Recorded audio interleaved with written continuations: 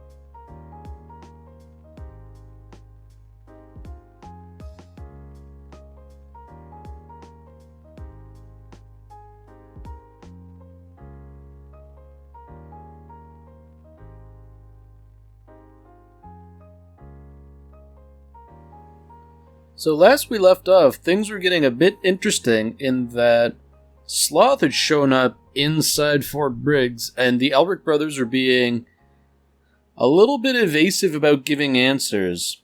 Somewhat understandably, but at the same time, they're not ingratiating themselves with their new hosts.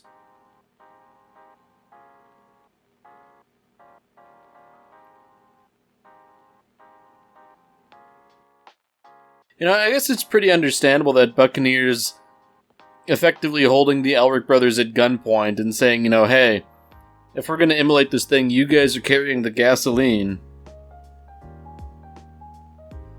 I do like this rather unconventional use of tanks in that, if tank shells don't work to kill this thing, then they might as well use it as a big battering ram to shunt it into the elevator.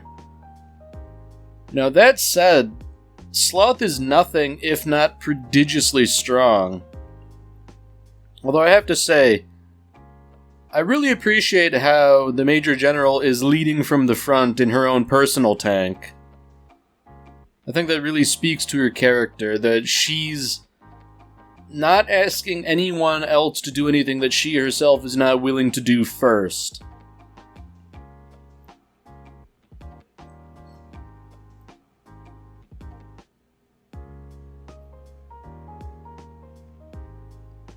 So if nothing else, they seem to have managed to buy a bit of time, forcing Sloth into more confined quarters rather than like the big motor pool.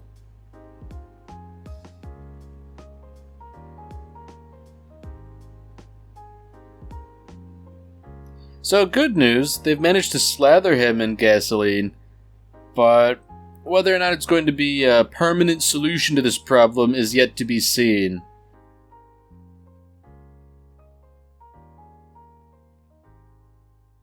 Man, Armstrong's really not messing around, she brought the tank down into the elevator.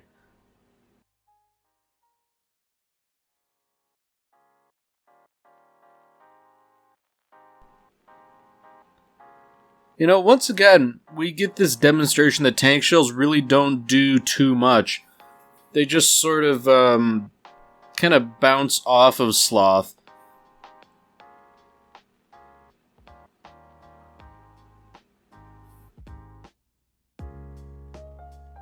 So, maybe I'd missed something. This doesn't really look like setting him on fire. But it seems like they're basically hoping the winter weather will do the heavy lifting for them. Buccaneer even explains the science. The gasoline will vaporize, even in this cold weather, and in doing so it'll leach heat from his body, causing him to freeze. And, indeed, it does seem to be working. He's freezing like solid. You can even see the skin starting to discolor. I'd imagine that's representative of some pretty bad frostbite.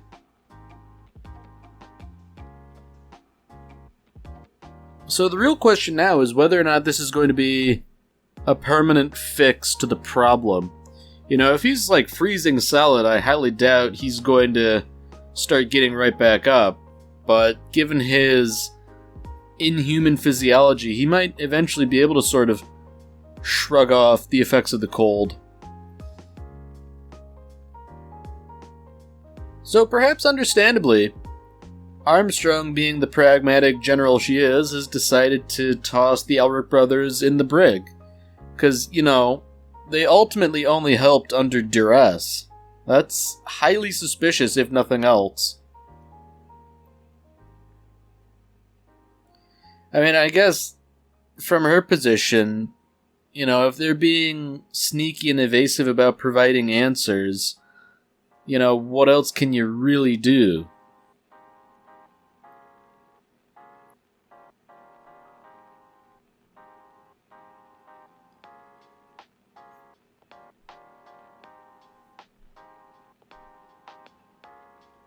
Alright, so the plot's getting a little bit thicker too.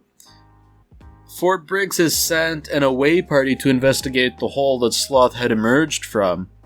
So if he was digging that tunnel, you know, surely it's got some sort of purpose, and in all likelihood it's not going to be a good one. Although I feel like if anybody is qualified to sort of delve into that tunnel, it would probably be the troopers at Fort Briggs.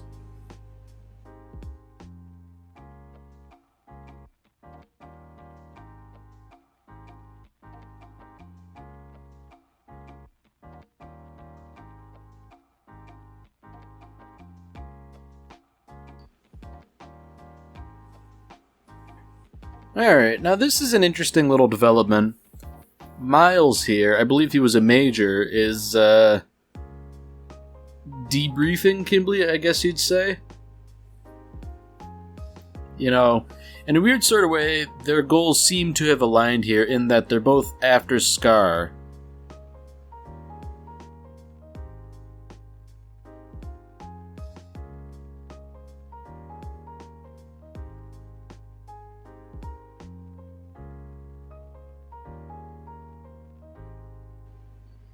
You know, I feel like that's a pretty effective veiled threat on the part of the Major.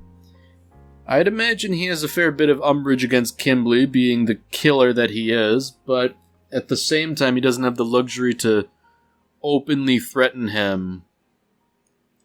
Or at least openly threaten him beyond saying, you know, if you get in our way, it's not going to go well for you.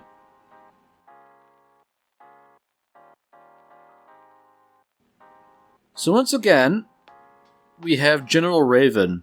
And as we already know, you know, this guy is all in on the idea of whatever the military is getting up to in a bad way. So his presence certainly doesn't bode well, especially if he's intent on heading to Briggs.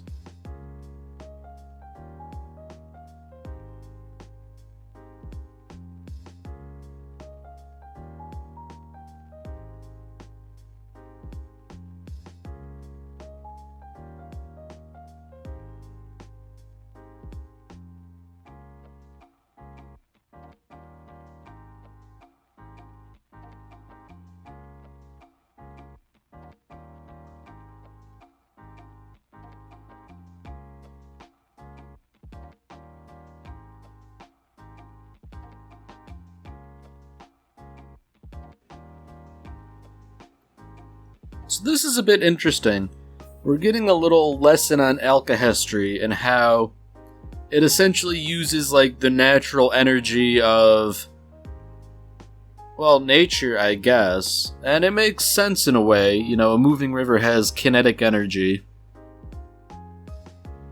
So it's not quite clear how alchemy is different from alchemy, in that they both seem to be using the same sort of innate energy.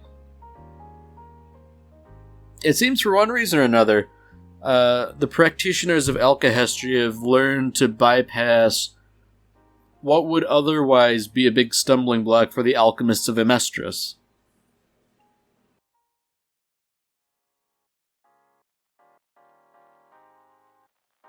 So here's the fundamental difference. Alchemists use sort of, like tectonic motion to provide energy.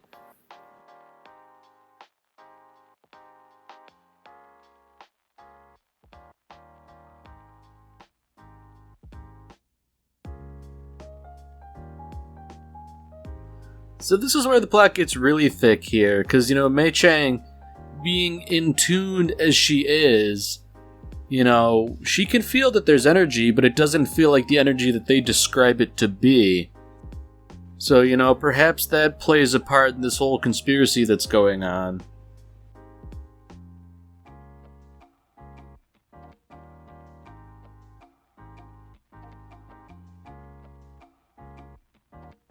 So now we get down to the tunnel. It's so big that it can fit a platoon, and if I remember correctly, a platoon is like 40 to 50 soldiers, so, that's pretty sizable. General Armstrong has considered it practical to have horses to try and figure out what's going down here.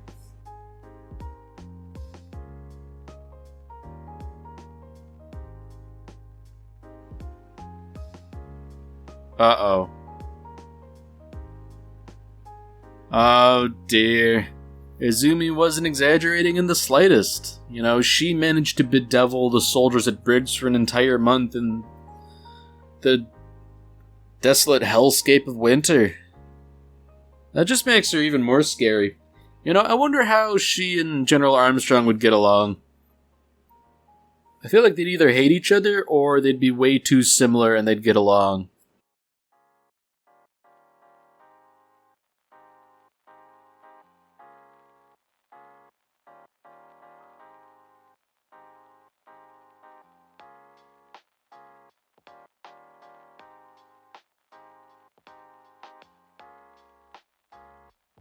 So, despite everything that's going on, General Armstrong is being somewhat reasonable here. She's still making them tell the truth, the whole truth, and nothing but the truth. But she's found a very secluded space to do so, because she recognizes that they denied answering her question at great personal danger, and they wouldn't have done so lightly. So, despite how stern and gruff she is,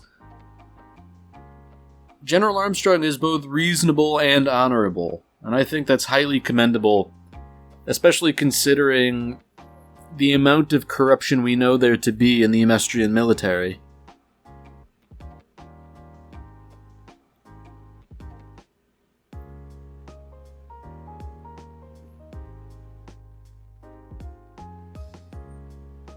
Oh dear. So it seems like Colonel Mustang isn't the only one with ambition. General Armstrong also has her eyes set on getting a promotion. But it seems like she's willing to ally with him, given that he's not aligned with monsters.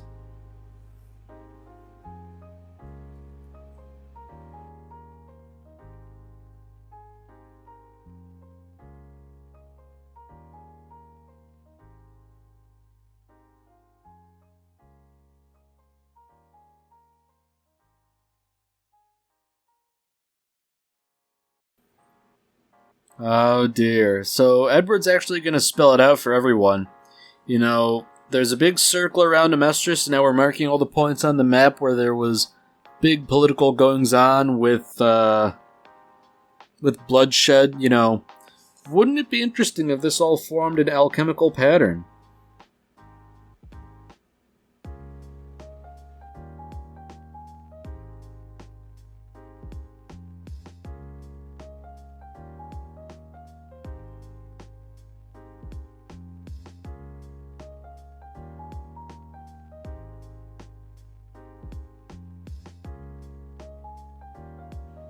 So a lot of these incidents that are being described just seem like they could be part of history and excused as such, but,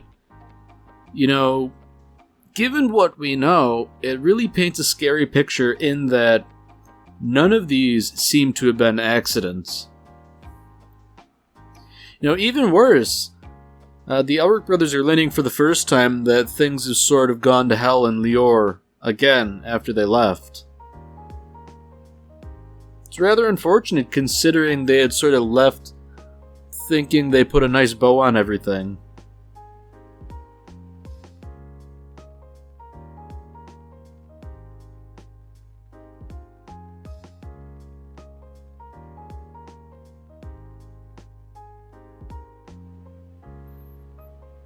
Man, it's bad when even General Armstrong is disquieted by this revelation.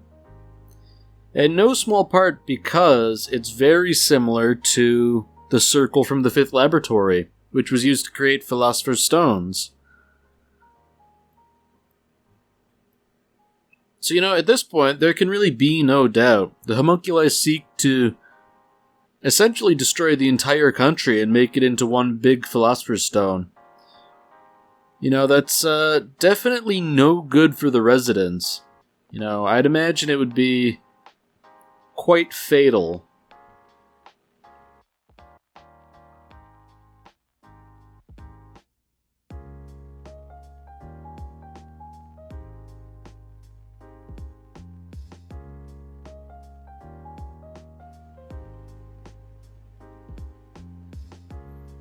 So I feel like Dr. Marco's looking a little too deeply into this. Why would somebody want to wipe out entire country to make a Philosopher's Stone? Well, I would say the simple answer is they want to live for as long as the entire country's citizens' lifespans will allow. I mean, that's not an especially complicated answer, and it's not especially nuanced either, but I feel like that would be the first and most obvious assumption. So, when you get down to it, isn't immortality sort of something everyone kind of wants at one point? When they really think about it, it's like, boy, I don't want to get old. Wouldn't it be nice if I could live forever? I feel like everybody thinks along those lines at least a little bit. And as far as I know, it's not really a practical thing to do in life.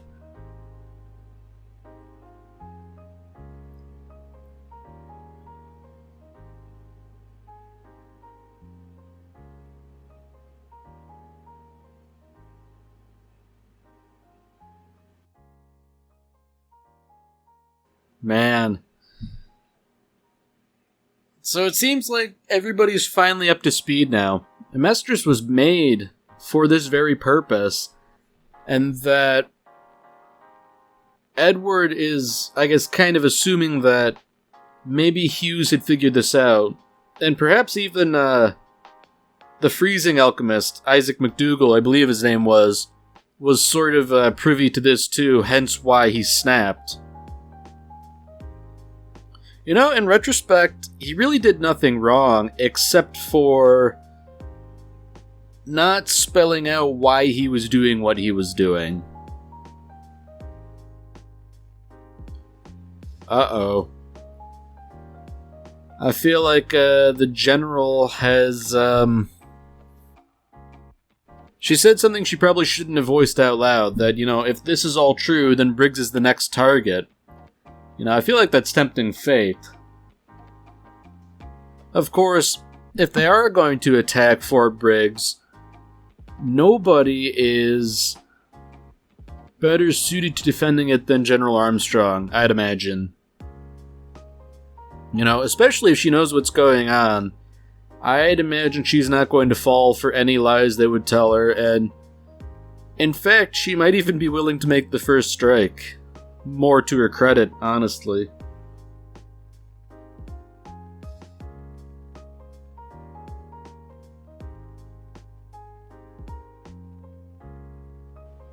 Oh dear. So General Raven is sort of tacitly instructing the Major to escort Kimberly around the base, give him a look around. That's only going to end poorly. Oh dear.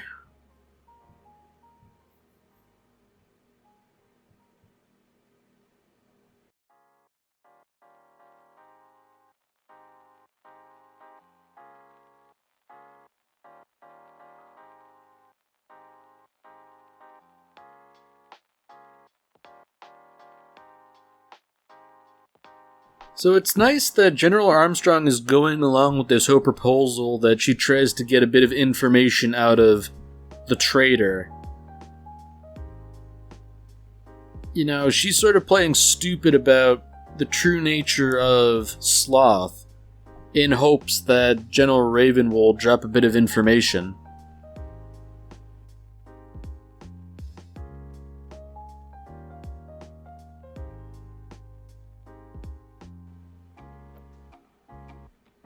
So it seems to me that the ploy here is that you get General Raven to admit to heinous knowledge, for want of a better term. You know, if he sort of lets slip that he knows what's going on, then that would prove everything the Elric brothers have said as true, and would, I'd imagine, really galvanize General Armstrong. You know, not that she's already not supporting the Elric brothers, but, you know, indisputable proof is, certainly better.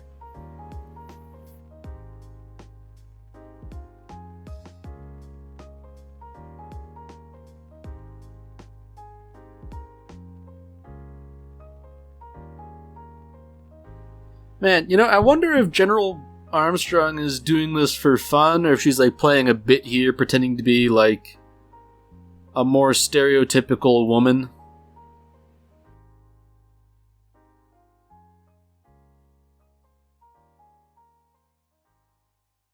You know, she's even kind of, like, laying it on a bit thick. You know, I'm starting to get old, I'm not married, I don't have any kids. You know, wouldn't immortality be nice? Wink, wink, nudge, nudge.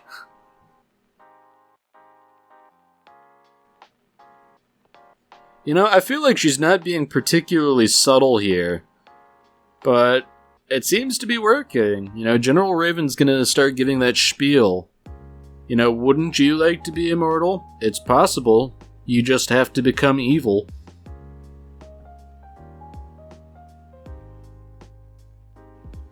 So, the selling point is a legion of immortal soldiers, but that really seems like kind of a bad idea. You know, soldiers are meant for war, and if they don't go away, then I doubt they're just gonna want to sit idle.